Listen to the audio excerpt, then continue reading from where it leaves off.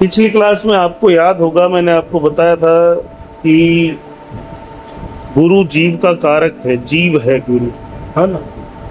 क्यों है ये जीव? क्योंकि ये हमारी प्राणवायु, ऑक्सीजन।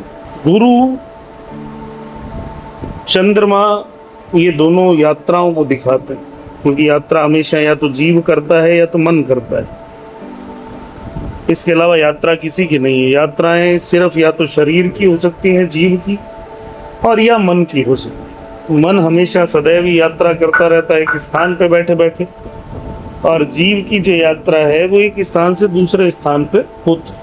यात्रा का कारक केतु है, ये भी मैंने पिछली क्लास में आपको बताया था कि यात्रा के पीछे कारण हमेशा केतु होता है। पर यात्रा करता हमेशा गुरु है, जीव, है ना।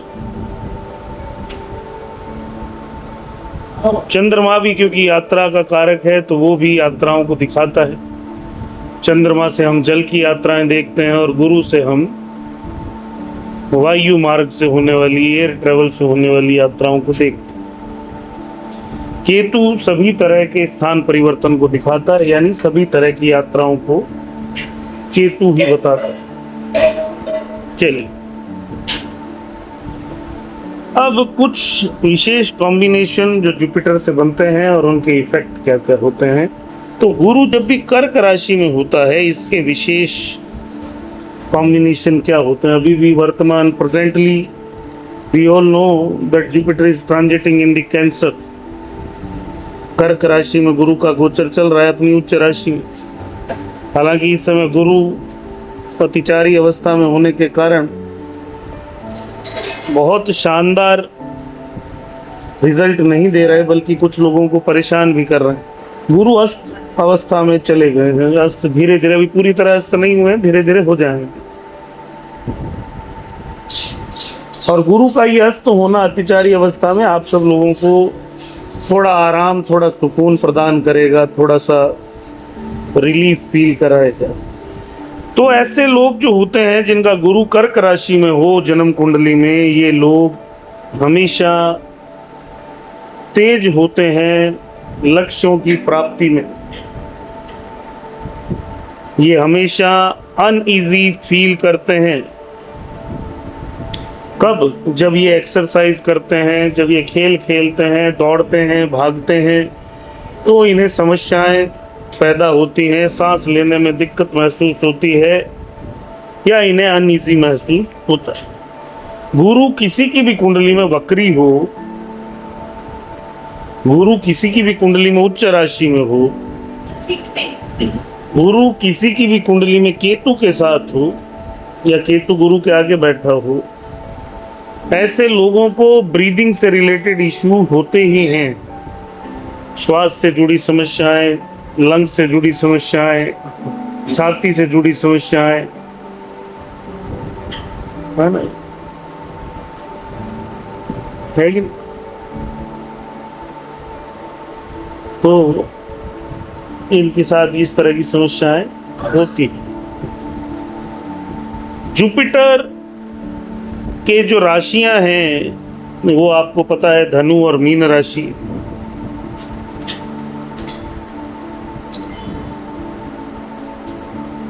तो ऐसी बीमारियां जो जिम से जुड़ी हुई हों, जिम आप समझते हैं, आप सब लोग जिम जाते होंगे। आप में से बहुत सारे लोग हैं जिनको जिम का बड़ा क्रेज होता है। बहुत सारे लोगों को मैंने देखा है वो जिम जाए बिना उनके सुकून तसल्ली नहीं होती। बहुत सारे लोगों को आप देखेंगे कि एक्सरसाइज करना उनकी हॉबी होती है। जीवन में याद रखिए, जब आप तेज वॉक करते हैं, रन करते हैं, जब आपकी श्वास बहुत तेज चलती है, ये स्थिति उस हर व्यक्ति के लिए ठीक है जिसकी जन्म कुंडली में गुरु ठीक अवस्था में, अच्छी अवस्था, या गुरु अच्छा है लेकिन कमजोर, तो ठीक। लेकिन दौड़ना, वॉक तेजी से करना, सांस फुलाना, शरीर पे एक्स्ट्रा बर्डन डालना, जिनका भी गुरु खराब है, वक्री है, मैलेफिक है, नीच राशि के अंदर हो, नहीं करना चाहिए, ठीक नहीं। अब यहाँ एक विशेष बात और हमेशा याद रखिए, जो भी व्यक्ति व्यापार करते हैं, बिजनेस करते हैं, ट्रेडिशनल बिजनेसेस करते हैं, अगर आप फिल्मी दुनिया से नहीं जुड़े हैं, अगर आप खिलाड़ी नहीं हैं या फौजी नहीं हैं कि जिनका प्रोफेशन ही एक्सरसाइज करना है, उनके लिए वो प्रोफेशन व्यापार है, उनका बिजनेस क्योंकि उनकी फिल्में तभी चलेंगी, एक सैनिक लड़ता है, उसे ताकत चाहिए, एक्सरसाइज करनी पड़ती। नॉर्मली जो भी व्यक्ति अगर व्यापार कर रहा है और उसके व्यापार का कोई लेना देना नहीं है इन सब चीजों से,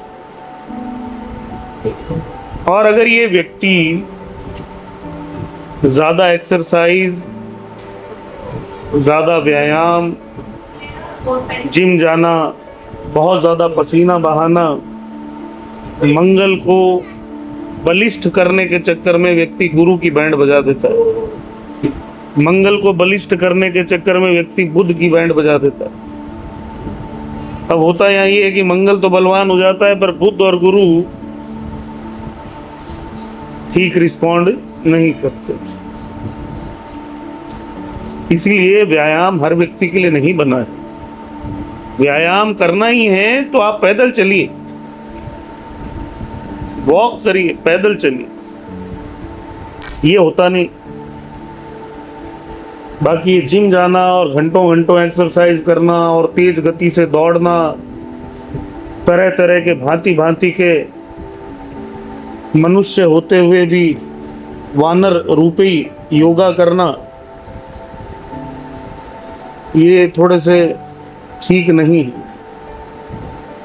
है। भगवान ने मनुष्य बनाया, इंसान को बनना है वानर। कई लोगों में देखता हूँ सुबह पहले लगे रहते, किस तरह से वानर की तरह उछल कूद मचाई जा सके, नहीं? वो जिम में जाके और ट्रेडमिल पे चीते की गति के अनुसार दौड़ने की प्रयास है, हाथी की तरह भारी से भारी वजनों को उठाने की कोशिश। अब ऊपर चित्रगुप्त सोच रहे हैं मैंने इसे इंसान बना क्या गलती करी है? क्या आपके पूर्वजों ने ऐसी हरकतें कभी की थी? मनुष्य के लिए सबसे अच्छा व्यायाम है पैदल चलना,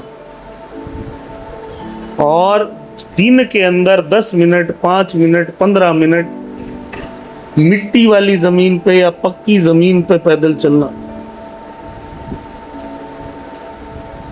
बहुत शानदार उपाय है।